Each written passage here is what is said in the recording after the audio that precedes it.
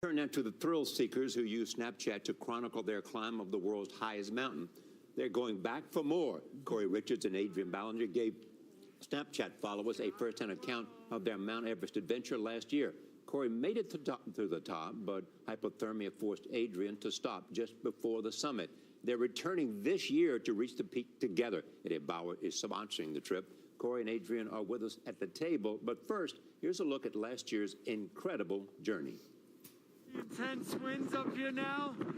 These mountains, they break us. They bring us to the edge. Everest! Woo! And finding where that edge is and then figuring out if we can still achieve beyond that, that's what I love about this. It's another Himalayan sunrise. I knew I was already getting to that point where I wouldn't be able to get myself down alone. It's up to me to hold it down. That's the summit. I got to the top in about 8 hours. I mean, if Adrian had chosen to continue, we both would have had to turn around when he got to a point where it was too dangerous, you know? My success has always been built on partnership, and this trip is, I think, the prime example of that in every way. Cory Richards and Adrian Ballinger, welcome. Thank you. Yeah. A couple of things at the top. You say this is about redemption. Do you have a plan to be able to make it this time that was not part of last year's plan, or was something you learned from this year's trip or last year's trip?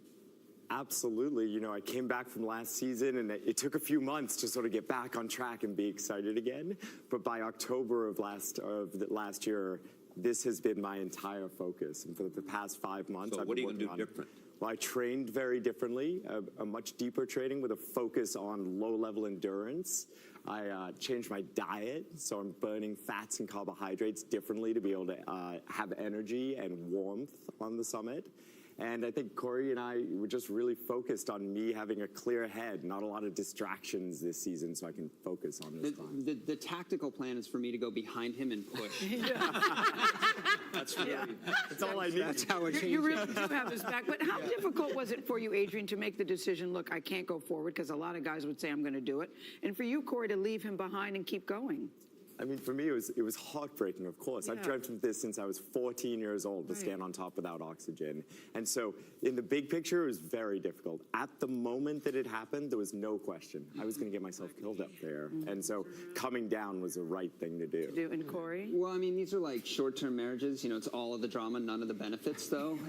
And to be fair, I mean, it's really tragic when your partner turns around. I mean, you've spent all this time together building this anticipation, and then, I mean, it is heartbreaking. So I mean, there's real honest emotion going back and trying to do this together as a team. But you know what else was heartbreaking? You getting right to the tippy top almost, and then your friggin' battery dies, and you don't Snapchat from the top. We both failed in our own way. I blew it. Losers. No, I'm the biggest loser. My phone was still working great. Yeah. Well, I just think the smartest thing was your ability to make a decision that was a smart thing to do. Yeah, Thank you. yeah, it really is. Given that you have limited oxygen even at that level, which can impair your. I think so much of it falls back on sort of like all those years and years of training and time in the mountains that is just clearly the right thing to do, even when you can't think. So how are you changing your diet? Yeah, so this has been really interesting for me. I went and had some testing done, and it found that I burn just off sugars, off carbohydrates really well. But above 25,000 feet, you can't eat. So you can't put sugars into your body because you're too nauseous usually. And so I am on a fully sort of paleo ketogenic diet, no carbs. And what's the height there, where you are? At the summit? At the summit, 29,000 feet. So 4,000 feet more than 25. That's right. So for about 30 hours, you're really not putting anything into your body. It's just what you have, what your system burns. So I'm retraining my body to burn the intramuscular fats we all carry. And what we learned, I mean, what I knew last year from the testing that I did beforehand, what Adrian learned this year is that we just have very different metabolisms. So he kicks in, he starts burning intramuscular fat very quick, I start burning intramuscular fat and prefer it until I'm at a very, very high heart rate. So this is zone 4, sort of, and he starts doing that around zone 1.5, 2. So that's why he's had to switch his entire method of eating and training. Were you guys always planning to do this again, or are you doing it again because both of you felt we didn't do what we set out to accomplish?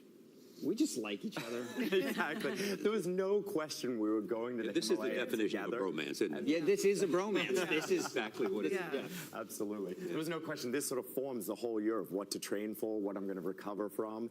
And it was clear it was going to be Everest this past summer. And you want to once we started engage more talking. people this time on Snapchat, right? Yeah, well, we More want to use it. We want to use it more as a viewer-directed storytelling tool. So last year was all about us, and certainly we're going to keep that fun element of two guys on Everest doing this thing. But we also want to talk to the larger issues that are there and engage the audience with and say, well, what do you want to know? And potentially use it as a sort of a social hub. So if classrooms want to follow us, well, we can take the questions that they're asking and direct them and ask our audience, scientists, and say, well, how do you answer this question? I can't wait. Where are you from, Adrian? Your accent is very interesting to me because it sounds American, then it sounds something I'm else. a mutt. So I'm from England originally, was born there, lived there until I was 6 years old, then I moved to Massachusetts. Okay. And this is what I'm left with. Yeah, it's very nice. I like it. I just Boy, we wish you out. good luck. I mean, this Yeah. When are you going? When are you going? April 8th. And when do you plan boy, to this get is there? around the corner. Yeah, right around the corner, and we hope to summit at the end of May. Okay. Right, we'll be watching. We'll be watching. Come And back. take some hair care products. We love your support. Thank you Yeah, so you got our much. support. Hair care products for you, my friend. It's a nice look. I'll be ready. Cory Richards and Adrian Ballinger, thank you both.